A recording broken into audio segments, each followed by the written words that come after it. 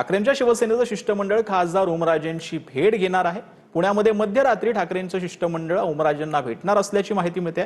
आमदार कैलास पाटील आणि आमदार वरुण सरदेसाई ओमराजेंची भेट घेणार असल्याची माहिती मिळते। ठाकरेंच्या शिवसेनेचं शिष्टमंडळ खासदार ओमराजेंची भेट घेणार असल्याची माहिती आता समोर येते। आमदार कैलास पाटील आणि आमदार वरुण सरदेसाई ओमराजेंची भेट घेणार आहेत। पुण्यामध्ये मध्यरात्री ठाकरेंच्या शिवसेनेचं शिष्टमंडळ भेट घेण्याची शक्यता आहे।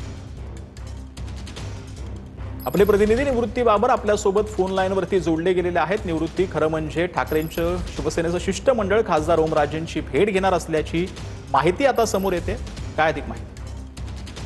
नक्कीच सचिन, आपण पाहतोय की खासदार ओमराजे निंबाळकर यांच्या वडिलांच्या केसचा आज निकाल लागला आणि त्यानंतर वेगवेगळ्या चर्चा ज्या आहेत त्या चर्चा सुरू झालेल्या आहेत। आज धाराशिव जिल्ह्याची बैठक देखील मातोश्रीवर पार पडली आणि आता सूत्रांनी दिलेल्या माहितीनुसार ठाकरेंच्या शिवसेनेचं शिष्टमंडळ मुंबईवरून पुण्याच्या दिशेने रवाना झालेलं आहे आणि आज मध्यरात्री किंवा उद्या पहाटे सकाळी खासदार ओमराजे निंबाळकर यांच्याशी हे शिष्टमंडळ चर्चा करणार असल्याची सूत्रांची माहिती आहे। एकंदरीत आपण पाहतोय की ओमराजे निंबाळकर यांच्या वडिलांसंदर्भातला हत्येचा निर्णय जो आहे तो कोर्टाने दिला आणि संपूर्ण जे आरोपी होते त्यांची निर्दोष मुक्तता केली आणि त्यानंतर वेगवेगळ्या चर्चा ज्या आहेत त्या चर्चा सुरू झाल्या। त्याच्यामुळे आता असं समजलं जातंय की शिवसेनेच्या ठाकरेंच्या शिवसेनेच्या वतीनंच ओमराजे निंबाळकर यांची मनधरणी करण्याचा प्रयत्न जो आहे तो प्रयत्न केला जाणार आहे। कारण की आमदार आणि युवासेना प्रमुख आदित्य ठाकरे यांनी प्रतिक्रिया दिली होती की जर शिवसेनेत पुन्हा यायचं असेल तर ते उद्धव ठाकरे निर्णय घेतील, अशा प्रकारचं वक्तव्य जे आहे ते आदित्य ठाकरे यांनी केलं होतं आणि त्यानंतर सुमारे 10 ते 10:15च्या दरम्यान ठाकरेंच्या शिवसेनेचं शिष्टमंडळ जे आहे ते पुण्याच्या दिशेने रवाना झालेलं आहे। आज मध्यरात्री जर ही भेट झाली नाही तर उद्या पहाटे सकाळी 6:30 ते 7च्या दरम्यान ओमराजे निंबाळकर आणि आमदार वरुण सरदेसाई आणि आमदार कैलास पाटील यांची भेट होणार आहे।